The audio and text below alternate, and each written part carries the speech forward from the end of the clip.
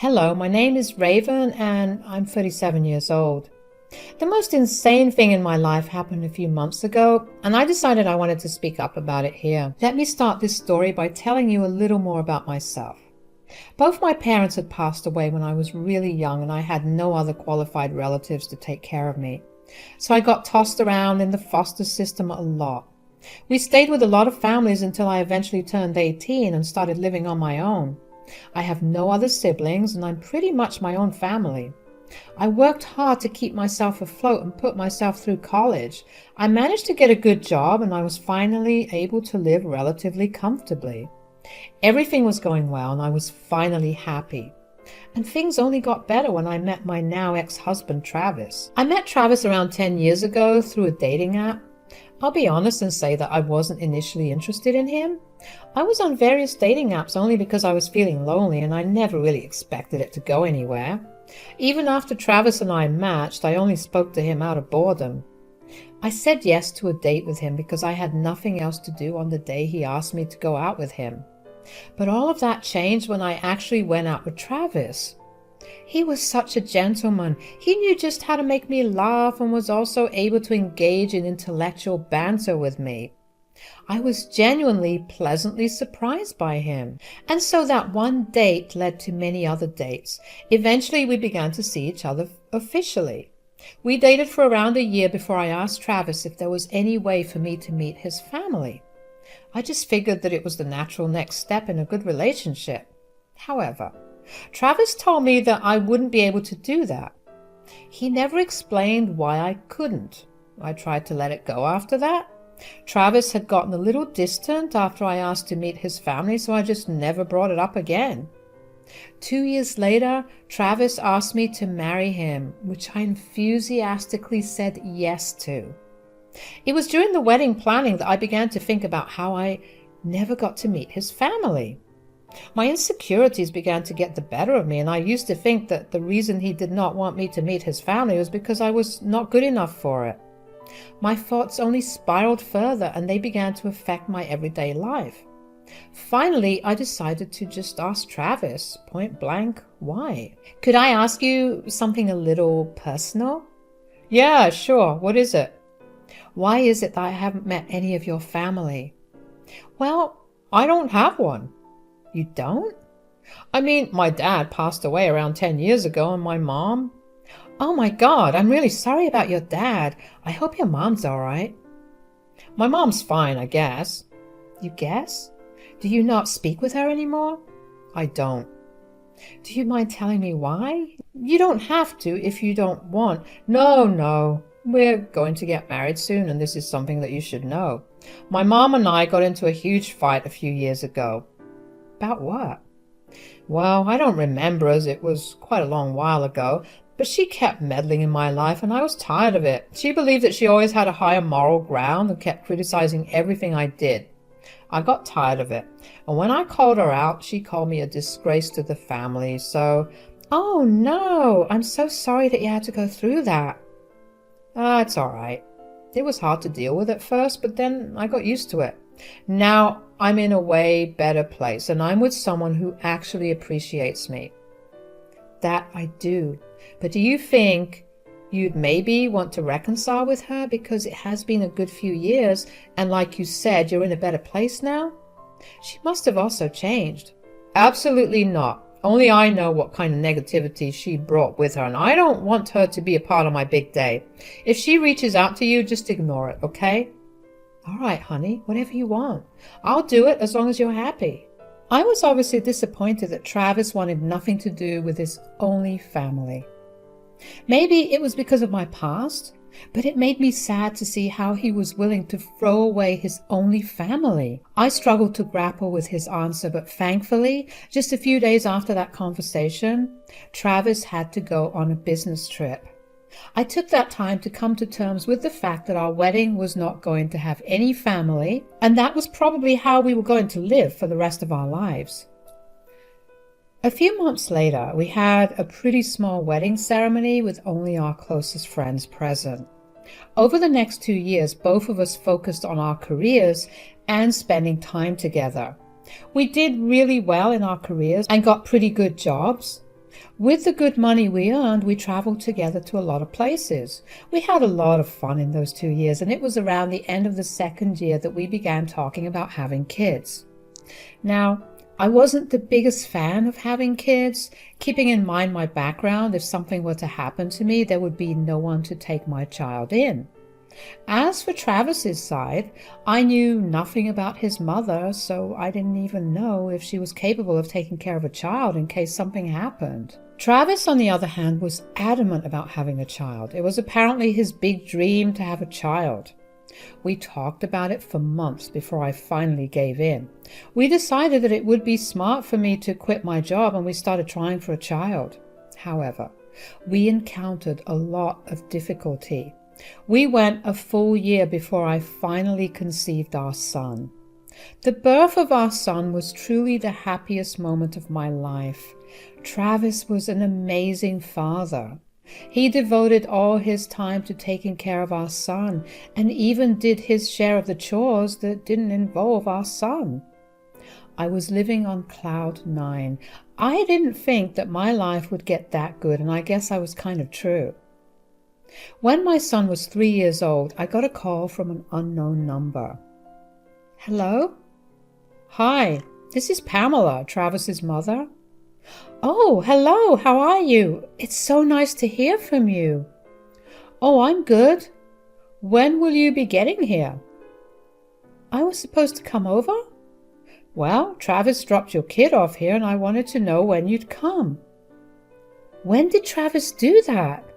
Look, I don't know, but you need to come pick up your daughter. I have places to go to, and I cannot keep being your free babysitter. My daughter? I don't have a daughter. I only have a son. What? Wait, how did you even get my number? Well, Travis dropped his kid off here and gave me a note with a number on it. I called and you picked up. Why would he give you my number, and whose kid is he making you watch over? I would also like to know. How long have you been watching over this child? About 4 months or so. 4 months? And he never gave you any other number to contact during those months? Well, I never had to go out during his work hours. He seemed to be in a hurry, and he just gave me a paper which had a number on it to call if he didn't make it back in time today. Okay, well, I'm afraid I can't really come over and pick up the child because, well, for obvious reasons. But could you do me a favor and not mention anything to Travis? I want to talk to him about this myself. Of course, I won't mention a thing. I need answers for this myself. I was confused beyond belief. A part of me hoped desperately that it was just a spam call. But why would the caller know my husband's name? I tried to call Travis, but he never picked up the phone. I wanted my answers as fast as I could get them, but Travis never picked up the phone. With various household chores, because I knew that if I sat idle until Travis got back home, my mind would spiral into the worst case scenarios, which would only make me feel worse. But eventually I had to sit myself down. I needed to compose myself for whatever the truth was. As I waited for Travis to come back, I began to wonder if Travis had been behaving weirdly. I remembered briefly how Travis had behaved a little differently right before our wedding, but I dismissed that. Then I remembered how Travis always seemed to have odd working hours, as in he would come home really late on random days of the week. But that couldn't have meant anything. Everything that I tried to mark as suspicious never seemed suspicious to me at that time. Finally, when Travis got home, I talked to him about his mother's call. So, your mother called me today. My mother? How'd she get your number? You gave it to her. I did? Yes, when you went to drop off your daughter. Oh. Do you mind explaining to me what the hell is going on here? I don't want to. Well, I want you to. I'm really tired, and I just want to sleep. Could you please just drop it for tonight? We'll talk about it tomorrow, okay?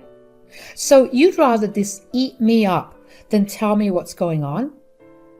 It's a huge thing, and I want us to be fully rested before I tell you anything.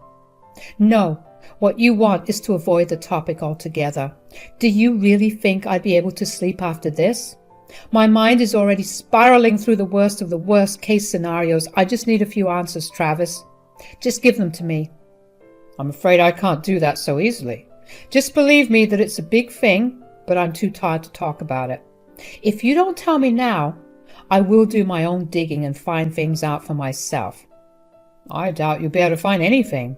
Just go to sleep and we'll discuss this tomorrow. Good night. I was shaking with anger. So there was something that Travis refused to tell me about. He knew just how I felt about keeping secrets, and he still insisted on doing it because he was uncomfortable with sharing. I tried to prod him some more for answers, but he refused to give them to me. Instead, he went to sleep. That entire night, I tossed and turned in bed. Every situation that hadn't seemed suspicious before now became suspicious. Even harmless things like Travis insisting on going grocery shopping made me think that it was just a way for him to cheat on me with someone. If that really was his kid that Pamela was watching, then when did he cheat on me? I remember finally falling asleep just as the sun was rising. I woke up about 2 hours later to my son asking for breakfast. As I got my son his breakfast, my mind began reeling with questions once again. I knew that Travis would not give me the answers I needed unless I approached him with something that would push him to tell me the truth. And there was only one person who knew something more than I did: Pamela. I plucked up the courage to call her and prayed that she answered the call. My heart raced, but I steadied myself because I knew that what I was doing was important for my son and me. Hello, Pamela. This is Raven here, the woman you called yesterday. Oh, yes. Hello, Raven. Did you happen to find out anything? Actually, no. I tried to confront Travis about it, but he shut it down really fast. Oh, my. Travis has always been one to avoid confrontation of any sort. Do you need me to talk to him about it? No, I'd much rather find out about it from him. But I was wondering if you could tell me why the both of you had a falling out all those years ago that led to both of you not talking for years. Not talking for years? We only didn't speak for a few months after that fight. Wait, so you've been in contact all this time? Yes, of course we have. Then why didn't Travis want you at our wedding? You had a wedding? Travis told me that he had eloped. What the hell? Something is really, really wrong here. Maybe this is why he never let me see you. What do you mean? Whenever I asked to meet you, he'd always come up with excuses for why I can't. Like you were busy with work or you went to visit family, and sometimes it was even that the both of you had a huge fight and weren't talking. We've never fought that big, ever. I can assure you of that much. Yeah, well, all those lies made me think that you weren't necessarily the best person, so I just stopped asking to meet you. Travis told me that you were always moral policing him, which was why he cut you out.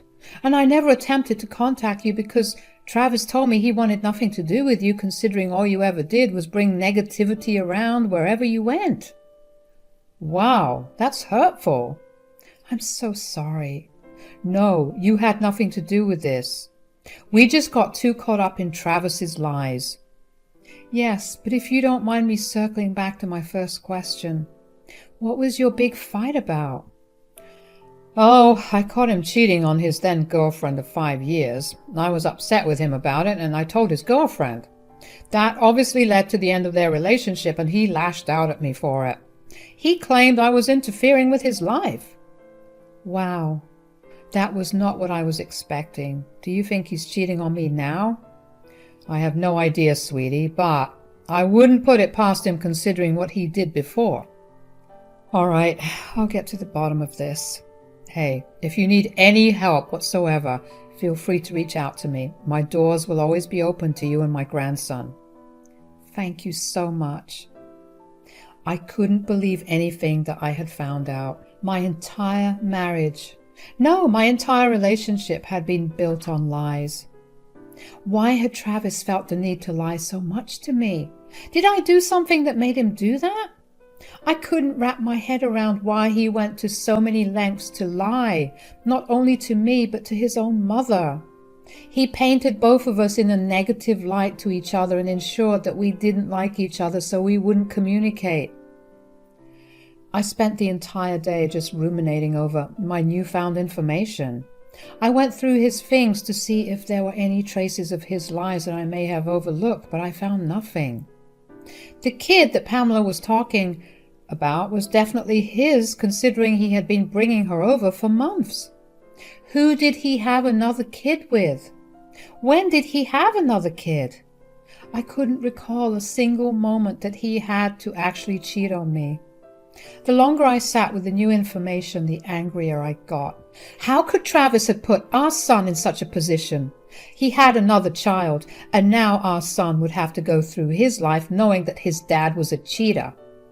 I knew for a fact that I didn't want to stay with Travis if he did cheat on me.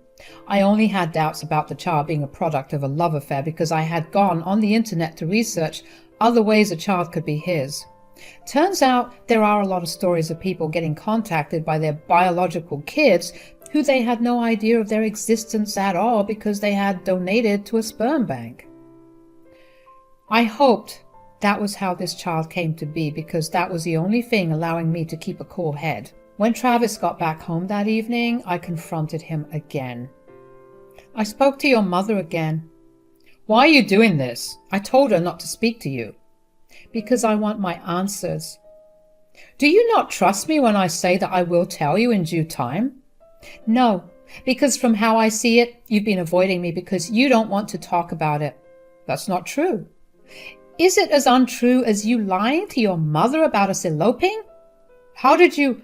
Or is it as untrue as you telling me that your mother was moral policing you when all she did was expose you cheating on your long-term girlfriend? Look, I can explain. You better do it quick because let me tell you, I'm getting sick and tired of these lies. Okay, fine. Remember when I had a business trip a few short months before we got married? Yes. Well, I ended up going to a pub with my colleagues after a big meeting and I met someone there. One thing led to another and a few months before we got married? Really? I know, I'm sorry. I felt really bad about it, I swear. But not bad enough to come clean to me about it. How could I? I would have lost you. And you think this won't make me leave? You didn't think that lying to me for so long was going to make me leave? I didn't ever expect you to find out. I made a stupid mistake when I handed my mom your phone number. You really are a disgusting person. Who even was that child? The woman I slept with ended up getting pregnant. I initially wanted nothing to do with the child, but after our struggles to have a child of our own, I went back to her and asked her if I could be a part of the child's life. Wow. That's so... Wow. I have no words for you. I promise that I'm still being faithful to you. I'm only involved in the child's life, and I have nothing to do with the mother.